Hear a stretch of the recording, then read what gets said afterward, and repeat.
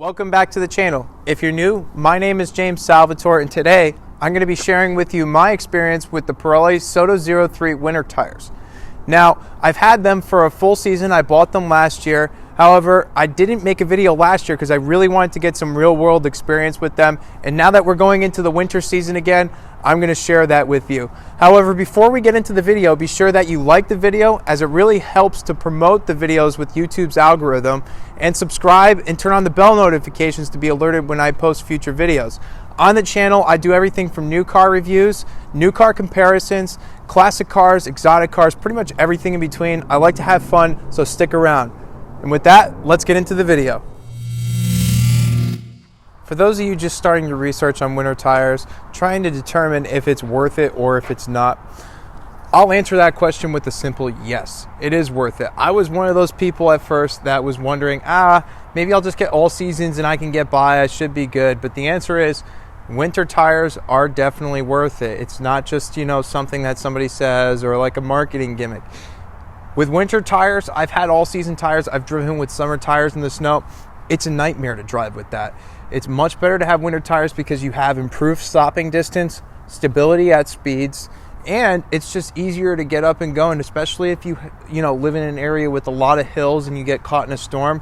You'll definitely want these because they give you your best shot at getting to where you got to go safely. Now I'd like to tell you a few things about the Sottozeros that I really like. So first being how well they wear. I'm going into my second season with these and I have over half tread life left. Now in previous cars, I've used usually like Dunlop Winter 3D snow tires. I forget the exact name of them, but most likely if you're doing your research, you probably have come across them. You usually only get about a season out of those tires, and that's really not good. These, I see myself getting maybe 3, maybe even 4 seasons with, depending on how conservatively I drive. The second being how much quieter they are than other snow tires I've gotten. With previous vehicles, as I mentioned before, I had Dunlop snow tires, and they were really loud and noisy on the road, and they were annoying. They kind of had like a little bit of a hum, kind of like a mud tire on a truck as I was going. These are nice and quiet. The third is ride quality. Going down the road with these, you get a really nice, smooth, refined experience. As I said before, they're nice and quiet too, so that also adds into that. And the last thing that I really noticed with these tires compared to snow tires I've had in the past is stability. Now, during snowstorms in the past, I've had other snow tires where, like, say if you're going 30, 40 miles an hour with, like, say 2-3 inches of snow on the ground, you kind of notice a little side-to-side movement with the car. It just doesn't really overall give you a sense of confidence. And, all snow tires really help you with stopping distance and, kind of getting going. However, not all of them give you a really nice, confident sense of stability. And these, I would say, really do. Now, these tires aren't cheap, and if you're in a similar position where I was last year, where Mercedes recommended these tires, and you're looking at the price tag going like, wow, why are they so expensive? Hang on, I have a tip for you.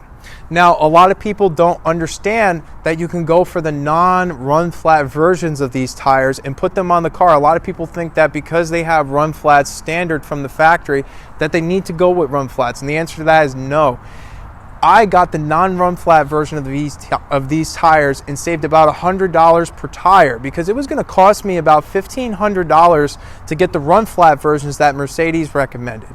Now, if you don't get the run flats, yes, you don't get the extended mobility where if you lose a tire, you could go that extra 40, 50 miles. However, I wouldn't do that regardless, even if I had the run flats, because I've popped a run flat before, and trust me, you're not going to want to drive on it. You run the risk of damaging your rims, which could cost you thousands of dollars. It's better to just pull over and have your vehicle towed. And if you're okay with that, then save the extra money, because the non-run flat version of these tires will definitely ride a little bit nicer, and it saves you money. Well, that's all for today's video. I hope that you found it informative and that it helped you make your decision. If you haven't done so yet, be sure to smash the like button for the YouTube algorithm, and be sure to subscribe to the channel and turn on the bell notifications to be alerted when I post new videos. I post every Wednesday and weekend, so be sure to subscribe because you won't want to miss out. And with that said, I'll see you next video.